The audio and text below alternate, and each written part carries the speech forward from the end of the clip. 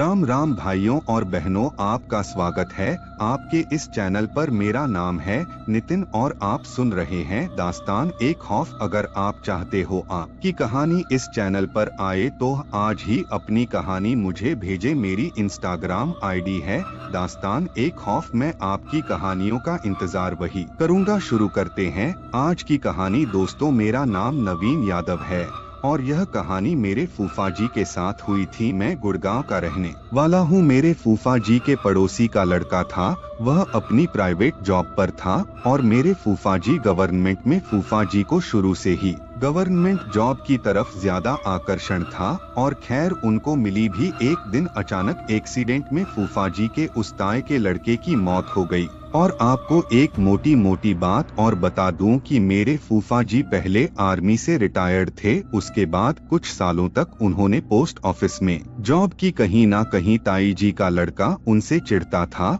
और दूसरा, मेरे फूफा जी के दो लड़के हैं। बड़ा लड़का एयरफोर्स में है और दूसरा उन्हीं के साथ ही रहता है, जो कि खेती करता है। वह कई बार बुकिंग पर गाड़ी भी चलाता है।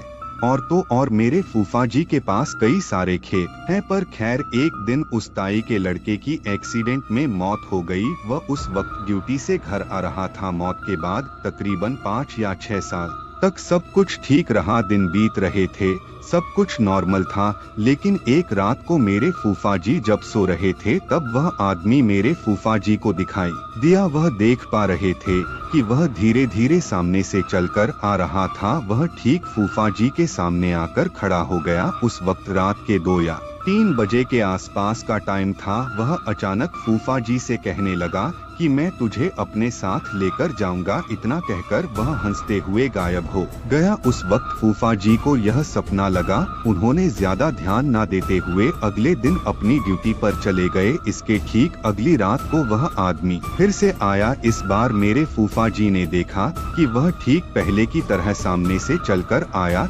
लेकिन इस बार बात कुछ अलग थी। आज वह अकेले नहीं था, उसके साथ एक आदमी और था। फिर वह आदमी आया और फूफा जी के सामने आकर खड़ा हो गया। कहने लगा कि अगले सोमवार को मैं तुझे अपने साथ लेकर जाऊंगा। इतना कहकर वह फिर से गायब हो गया। यकीन कीजिएगा फूफा जी बहुत डर गए। उन्होंने यह बात घर में किसी को नहीं बताई और वह चुपचाप ड्यूटी करते रहे। आज काम ज्यादा होने के कारण घर पहुंचते पहुंचते उन्हें काफी थकान हो गई और ऑफिस में अचानक उनको बुखार भी आ गया था। उन्हें ऑफिस से छुट्टी भी मिल गई और पोस्ट ऑफिस वाले उन्हें घर तक छोड़कर गए। घर आकर उन्होंने दवाई ली, लेकिन वह दवाई बस टेम्परेरी थी। जैसे ही बुखार का असर कम हुआ उसके तुरंत बाद ही उन्हें फिर से तेज बुखार हुआ। साथ ही फूफा जी के छोटे लड़के, जो कि बुकिंग पर गाड़ी चलाता था, उन्होंने फूफा जी को गुड़गांव के बड़े हॉस्पिटल में दिखाया। यकीन मानिए रिपोर्ट में कुछ भी नहीं आया। ठीक शनिवार की रात को जब फूफा जी सो रहे थे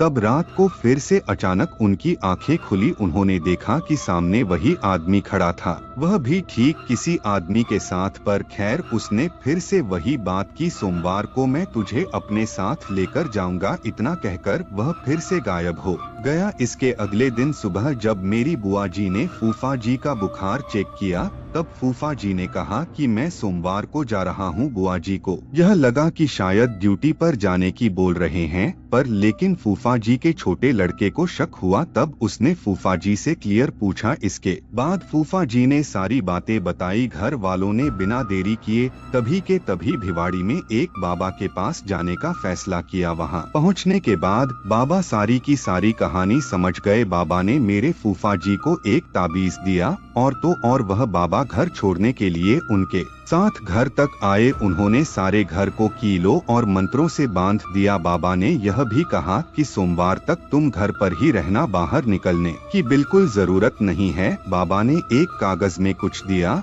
और मेरे फूफा जी के लड़के को कहा कि को सोमवार की शाम तक शमशान में दबा देना, तुम्हारे बाबा ठीक हो जाएंगे, वह आत्मा इनका कुछ नहीं कर पाएगी। बहुत बहुत शुक्र था बाबा का। यह सब करने के बाद फूफा जी को वह कभी नहीं दिखाई दिया। साथ के साथ मैं आप सभी से हाथ जोड़कर रिक्वेस्ट करता हूँ, यह कहानी बिल्कुल सच्ची है, भले ही आप यकीन ना माने, पर मेरा एक एक शब्द बिल्कुल सच्चा है। आज की डेट में फूफा जी रिटायर हो चुके हैं, अब वो अपनी जिंदगी आराम से काट रहे हैं। नहीं मालूम कि ऐसा उनके साथ क्यों हुआ, पर कहीं ना कहीं ऐसा लगता है कि कभी कभार इंसान इतना चिढ़ जाता है कि अपना बदला लेने के लिए वह ऊपर वाले से गुहार लगाता है।